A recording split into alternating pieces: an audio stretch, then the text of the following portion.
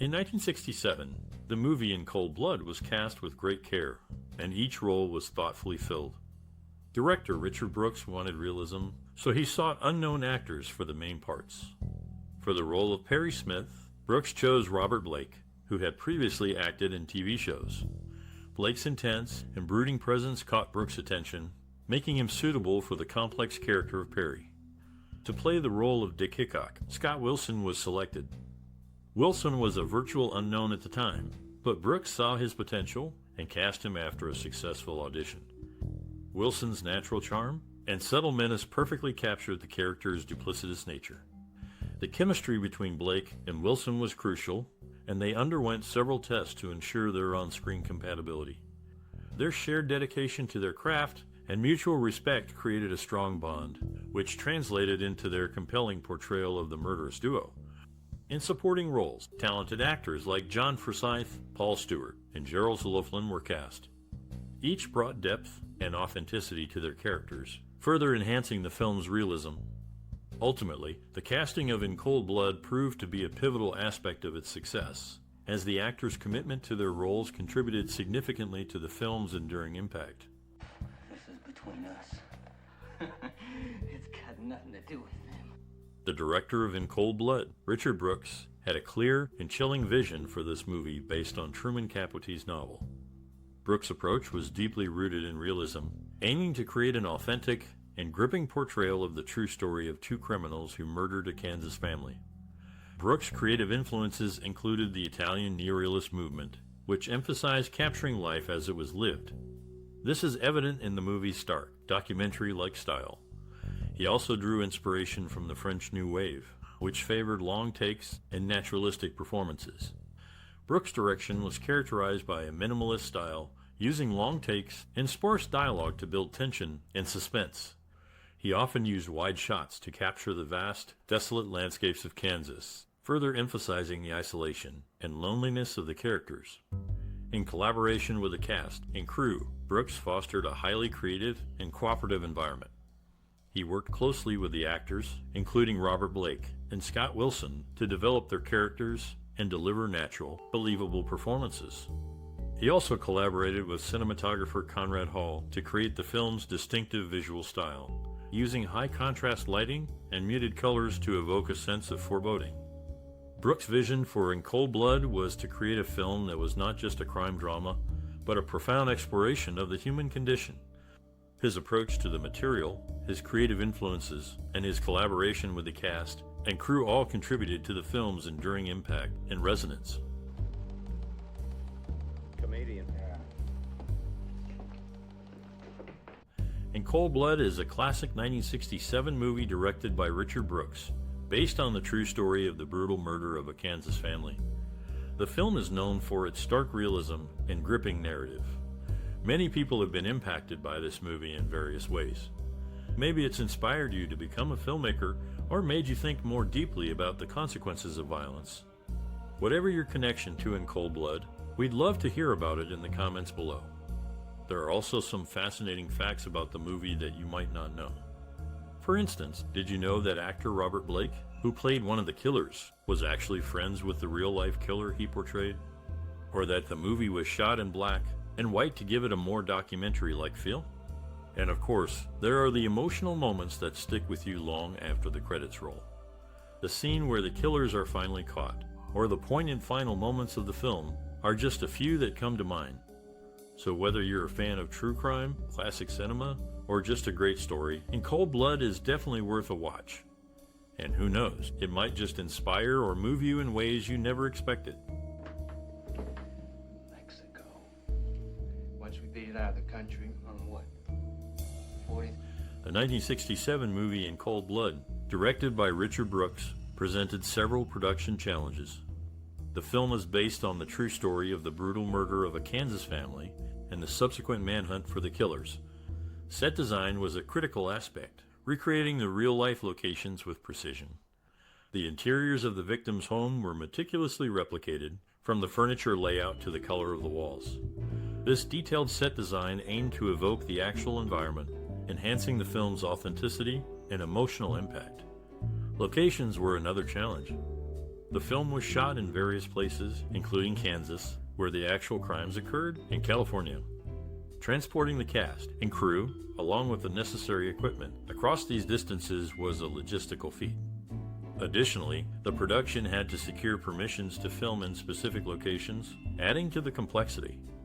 An innovative technique employed during production was the use of synchronous sound. This method, relatively new at the time, involved recording sound and dialogue simultaneously with the filming, rather than adding it in post-production.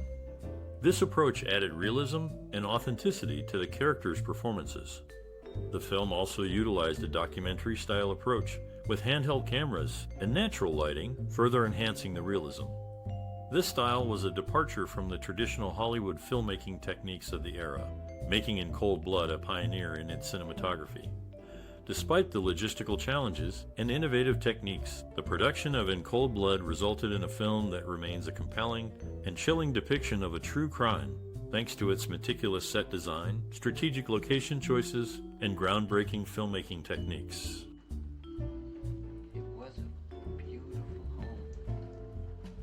The 1967 movie In Cold Blood, based on true events, is a powerful exploration of alienation, violence, and the human condition.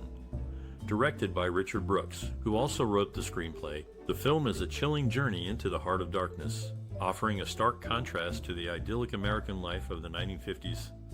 Set in rural Kansas, the story revolves around the brutal murder of the Clutter family, a seemingly ordinary and happy family by two drifters, Perry Smith and Dick Hickock.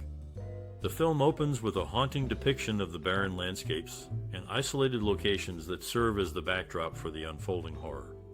Brooks' decision to shoot the film in black and white adds to its eerie atmosphere, creating a sense of timelessness and otherworldliness. The cinematography by Conrad Hall is particularly noteworthy, as he skillfully captures the desolate beauty of the prairie and the stark contrast between the harsh exterior and the warm, inviting interior of the Clutter home. The film's portrayal of the killers, played by Scott Wilson and Robert Blake, is both chilling and nuanced. While they are undeniably evil, the actors bring a certain pathos to their roles, making them more than just one-dimensional villains. This subtlety serves as a powerful argument against the death penalty, as it forces the audience to consider the complexities of human nature and the circumstances that can lead to tragic outcomes. In Cold Blood is not just a horror film, but also a meditation on the societal factors that contribute to violence and alienation. The Clutters, portrayed as a model American family, are unprepared for the evil that invades their home, highlighting the fragility of the American dream.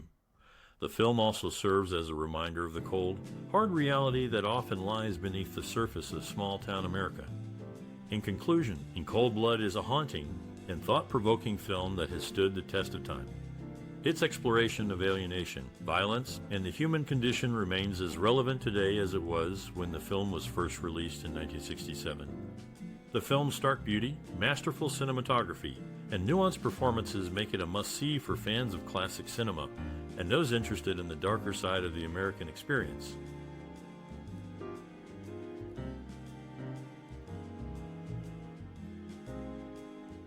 The film In Cold Blood, directed by Richard Brooks, features a chilling musical score composed by Quincy Jones. The music plays a crucial role in setting the narrative and emotional tone of the movie, which is based on the real-life murder of a Kansas family. Jones' score is a masterful blend of orchestral and experimental elements, which complement the film's stark and haunting visual style. The composer drew inspiration from the story's Midwestern setting and the inner turmoil of the characters, creating a musical tapestry that is both unsettling and moving. In an interview, Jones stated, "I wanted the music to reflect the desolation and emptiness of the Kansas plains, as well as the emotional void within the killers. To achieve this, he incorporated unconventional instruments such as the electric sitar and the ondioline, an early electronic instrument, to create a sense of otherworldliness. The soundtrack also features diegetic music, such as country and western tunes, which contrast sharply with the score and serve to highlight the cultural divide between the killers and their victims. This juxtaposition adds depth and nuance to the film's exploration of class, violence, and the human condition. The musicians involved in the score's recording, including a full orchestra and renowned session players, were carefully selected by Jones to achieve the desired sound. Their performances are imbued with a raw emotional intensity that mirrors the actors' portrayals on screen. Overall, the musical score and soundtrack of In Cold Blood are essential components of the film's narrative and emotional fabric, enhancing the audience's experience and deepening their connection to the story and characters. Important thing in my life. Why not see your father? The murders depicted in the movie In Cold Blood have a chilling connection to historical events.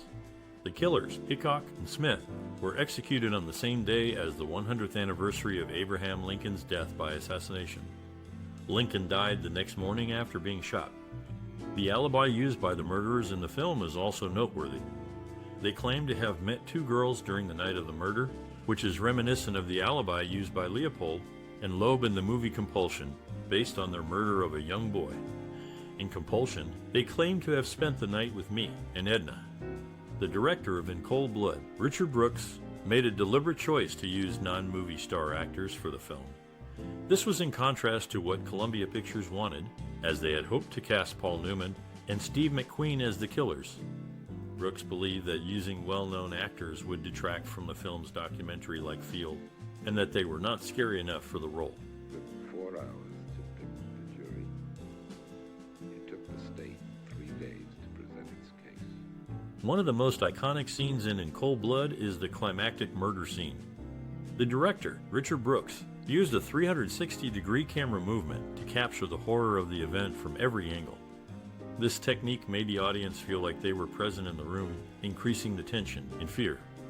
Brooks stated, "I wanted to put the audience there to make them experience the terror." The performance of Robert Blake, who played Perry Smith, was particularly notable during this scene. His portrayal of a conflicted and almost sympathetic killer was both chilling and captivating. Blake once mentioned, "I tried to find the humanity in Perry, even in his darkest moments." The cinematography also played a crucial role in this scene. The use of low-key lighting and shadows created a sense of foreboding, while the wide-angle lens made the small space feel even more claustrophobic. Cinematographer Conrad Hall said, "We wanted to make the audience feel trapped, just like the victims." This scene had a significant impact on the audience, leaving them in shock and disbelief. It was a bold departure from the typical Hollywood productions of the time and helped to establish In Cold Blood as a groundbreaking film. The scene's raw realism and emotional intensity have ensured its place as one of the most memorable moments in cinema history. That boy. I hope you find Mr. Nye for his own sake before it's The film In Cold Blood faced some challenges in casting the two lead roles. The studio had initially hoped to secure Paul Newman and Steve McQueen, but both declined. Newman opted for Cool Hand Luke and Homber, while McQueen worked on the Thomas Crown Affair and Bullet. Ultimately, Robert Blake and Scout Wilson took on the roles. Director Richard Brooks was known for his temperamental behavior on set. Despite his experience and 3 Oscar nominations for Best Director, he was more comfortable in his role as a writer. During filming, 2 black men pick up Perry Smith and Dick Hickock in the desert. These men were played by Los Angeles Rams players Rosie Geer and Lamar Lundy. Geer drove the car, while Lundy rode in the back seat wearing sunglasses. I'm at the bus terminal.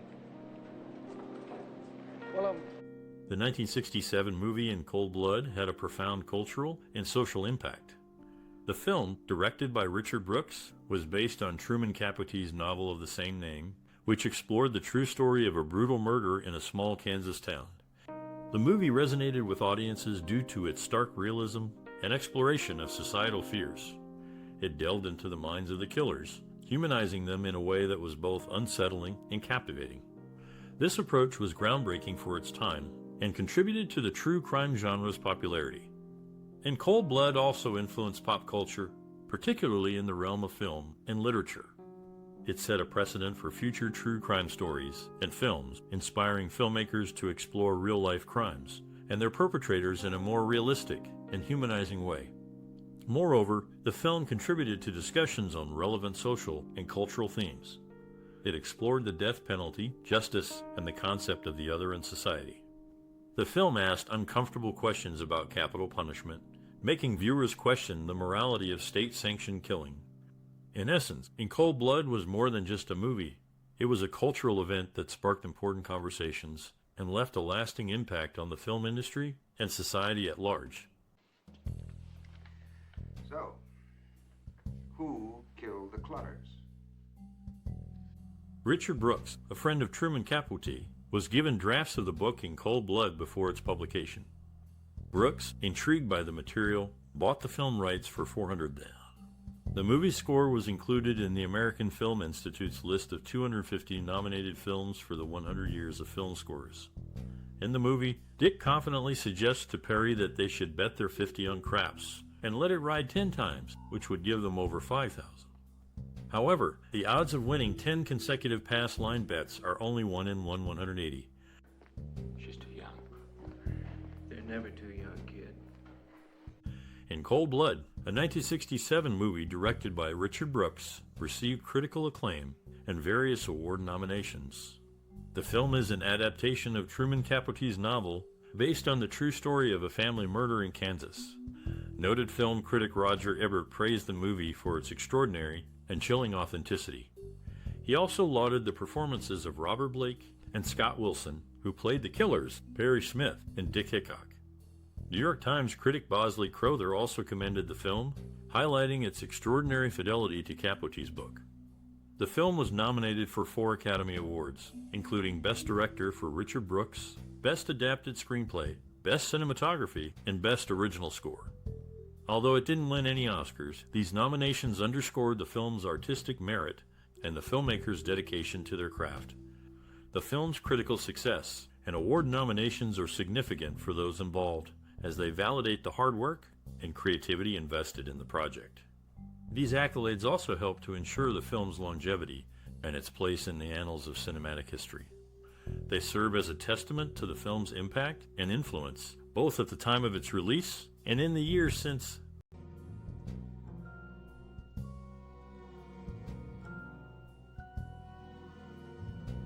The book In Cold Blood by Truman Capote gained significant popularity, not only for its shocking subject matter, but also for its innovative approach to true crime storytelling. The 1967 film adaptation follows suit, blending fact and fiction in a format that would later be known as a docudrama. John Forsythe, who played the character of Blake Carrington on the popular TV show Dynasty, also contributed to the making of In Cold Blood. Forsythe's portrayal of the lead character was influenced by MC and Chairman Lew Wasserman, and he often encouraged the writers to develop his character as a complex individual rather than a typical villain. It's worth noting that the 2 Clutter daughters who survived the massacre were not included in the film. Their absence can be attributed to the fact that they were still grappling with the trauma of the incident, and understandably found the idea of a book and film about their family's murder intrusive. Has he got a name? We the people. The filming of In Cold Blood in 1967 was a memorable experience, with many challenges faced by the cast and crew. The film, directed by Richard Brooks, was an adaptation of Truman Capote's novel, which was based on a true story of a brutal murder in Kansas. The production team went to great lengths to ensure authenticity, even building replicas of the actual crime scenes. However, the rural location proved to be a challenge, with limited resources and harsh weather conditions. The crew had to transport equipment over long distances, and the cold weather often caused malfunctions. The cast, including Robert Blake and Scott Wilson, who played the killers, had their own set of challenges. Blake, who was a method actor, stayed in character throughout the filming, even between takes. This unnerved some of the cast and crew, but Brooks allowed it, believing it added to the film's authenticity. Wilson, on the other hand, found it difficult to portray a cold-blooded killer. He spent time with the real-life killer, Perry Smith, to understand his psyche. This research left Wilson emotionally drained, but he gave a powerful performance. The film's ending, a reenactment of the killer's execution, was also a challenging scene to film. The crew built a replica of the execution chamber, and the scene was shot with a single camera. The mood on set was somber, and the cast and crew were deeply affected by the reality of the scene. Despite the challenges, In Cold Blood was a critical and commercial success. It was praised for its realistic portrayal of the events and the powerful performances of the cast. The film has since become a classic in the true crime genre, a testament to the dedication and hard work of the cast and crew.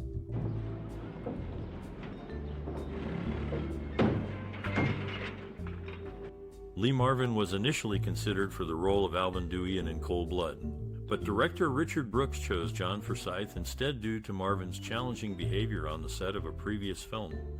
Brooks was committed to authenticity and filmed in actual locations, including the Clutter house and courtroom, using 6 of the actual jurors, and even Nancy Clutter's horse, Baden. However, the actual Kansas State Penitentiary facilities and gallows were not used. Prison scenes were shot in Colorado, and the hanging scene on a Columbia soundstage. Robert Blake made film history as the first actor to say bullshit in a major motion picture, in a memorable scene from In Cold Blood. Had nothing to do with the Clutters. They never hurt me, they just happened to be there.